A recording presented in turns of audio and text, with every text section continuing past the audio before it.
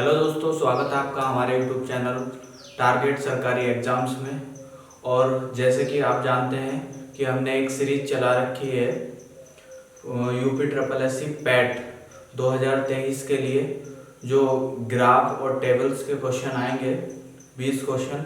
उसके लिए हम रोज़ एक ग्राफ या एक टेबल्स करते हैं। तो आज एक ग्राफ है, देखिए ग्राफ है 7 छात्रों के द्वारा इतिहास और भूगोल में प्राप्त अंकों का अनुपात, यानी कि यहाँ से अनुपात दिए गए हैं और इधर छात्र दिए गए हैं। 7 छात्र हैं। UP triple S C PET 2021 में आया हुआ क्वेश्चन है, प्रीवियस ईयर का क्वेश्चन है। इस ग्राफ के जो क्वेश्चन है वो काफी इजी हैं, परंतु ये ग्राफ हमें समझना होगा। अगर ये ग्राफ हमें समझ में आ गया तो ये क्वेश्चन जो है वो बड़े आराम से हो जाएंगे, ठीक है ना। तो ग्राफ को समझते हैं। ग्राफ में क्या है, इतिहास और भूगोल के क्वेश्चन जो अंक हैं उनका अनुपात है। तो देखते हैं इतिहास और भूगोल के अंकों का अनुपात का मतलब क्या है कि इतिहास के जो अंक हैं, इतिहास के अंक बटा भूगोल के अंक, ठीक है ना। इतिहास के अंक बटा भूगोल के अंक जब हम निकालेंगे तो उससे जो अनुपात आएगा, डिवाइड करने के बाद जो अनुपात आएगा वो ये हमें दिया हुआ है। मान लीजिए हमारे नंबर 6 अंक जो है वो हमें क्या में मिले, इतिहास में मिले, और 6 ही अंक हमें भूगोल में मिले। तो इसका अनुपात कितना आ जाएगा, 1 आ जाएगा, ठीक है ना। तो इस तरह से ये दिए गए हैं। और अगर हमें देखना है कि इतिहास में और भूगोल के जो अंक हैं वो कैसे कैसे दिए गए हैं, तो अगर हम मान लें कि हमें इतिहास में 5 नंबर दिए गए हैं, 5 अंक दिए गए हैं, और भूगोल में हमारे 6 अंक हैं, ठीक है। इतिहास में 5 है और भूगोल में 6 है। तो अगर हम इसका अनुपात निकालेंगे तो 6 पूरा नहीं जाएगा, हमें पॉइंट लगाना पड़ेगा। और कितना हो जाएगा, 50, 6 48, 0.8। तो 0.8 से हमें क्या पता चला, 0.8 से पता चला कि हमारे जो है वो भूगोल में अंक ज्यादा है। तो हम इसे देखते ही बता देंगे कि किस किस में भूगोल में ज्यादा अंक हैं। भूगोल में अंक ज्यादा है, इधर भी भूगोल में अंक ज्यादा है, यहाँ पर भी भूगोल में अंक ज्यादा है। इसी तरह से अगर मैं देखता हूँ कि ऊपर हमें इतिहास में 6 अंक हैं और नीचे भूगोल में 5 अंक हैं, ठीक है। अगर हम इसको डिवाइड करते हैं तो 5 ही गुना 5, 1 बचा 0, 10 हो गया, 5 दूनी 10, 1.2। अब हमें इसका आंसर 1.2 मिला। तो हम इस यहाँ से ये देख के बता सकते हैं कि हमारे इतिहास में जो है वो नंबर ज्यादा है, कहाँ कहाँ है। इतिहास में नंबर देखो, यहाँ जो रेशो है, जो अनुपात है वो 1 से प्लस है, यानी कि 1.25 है। तो इसका मतलब ये है कि इतिहास में नंबर यहाँ पर ज्यादा है भूगोल से। यहाँ पर इतिहास में नंबर भूगोल से ज्यादा है और यहाँ पर भी इतिहास में नंबर भूगोल से ज्यादा है, ठीक है। तो अगर नंबर 1 प्लस है तो फिर हमें इससे क्या पता चलेगा कि इतिहास में ज्यादा है। और अगर 1 से कम है, पॉइंटों में है, 0.2, 0.3, ठीक है ना, तो उससे हमें ये पता चलेगा कि भूगोल में अंक ज्यादा है। अब इसी पूरे क्वेश्चन बहुत इजी हैं, देखिए जरा क्वेश्चन। अब क्वेश्चन देखते हैं, कितने छात्रों ने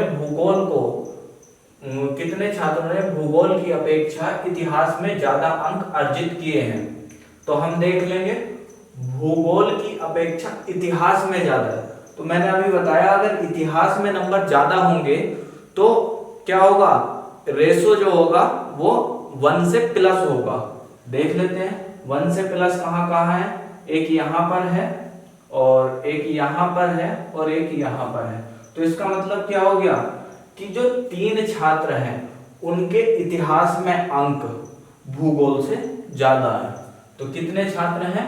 3 छात्र हैं जिनके इतिहास में जो अंक है वो भूगोल से ज्यादा है। नेक्स्ट क्वेश्चन देखते हैं, निम्न में से किन छात्रों को भूगोल की अपेक्षा इतिहास में कम अंक मिले हैं? बस उसका उल्टा पूछा है कि किन किन छात्रों को जो है वो भूगोल की अपेक्षा इतिहास में कम मिले हैं, मतलब भूगोल में ज्यादा अंक मिले हैं। तो भूगोल में ज्यादा अंक मिले हैं, एक तो ये है, एक ये है, एक ये है, एक ये है, ठीक है ना। यानी कि 1 को मिले हैं, 2 को मिले हैं, 3 को मिले हैं और एक 6 को मिले हैं। देख लेंगे हम ऑप्शन कहां पर है, 1, 2, 3 और 6।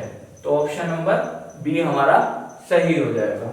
नेक्स्ट क्वेश्चन है कि भूगोल में छात्र 3 से 4 के मध्य अंक की प्रतिशतता बढ़त है। मतलब ये कहना चाह रहे हैं कि 3 और 4 के बीच में, 3 और 4 के बीच में अंक की प्रतिशत, अंक कितने प्रतिशत बढ़े हैं।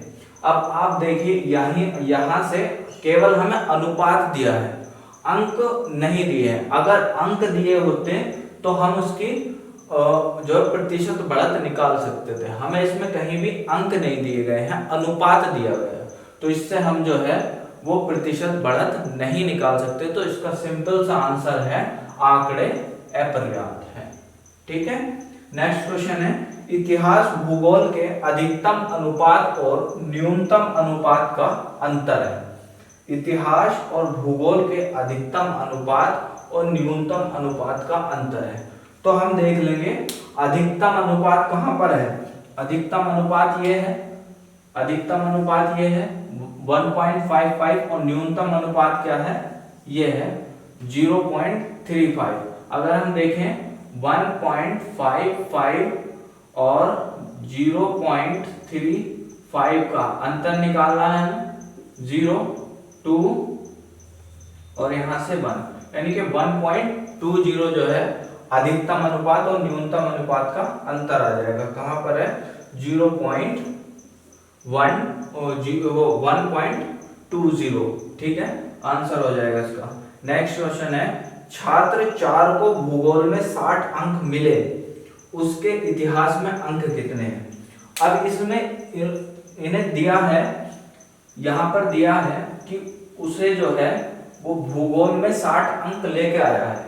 कौन सा लेकर आया है, छात्र नंबर 4। छात्र नंबर 4 जो है वो भूगोल में 60 अंक लेके आया है।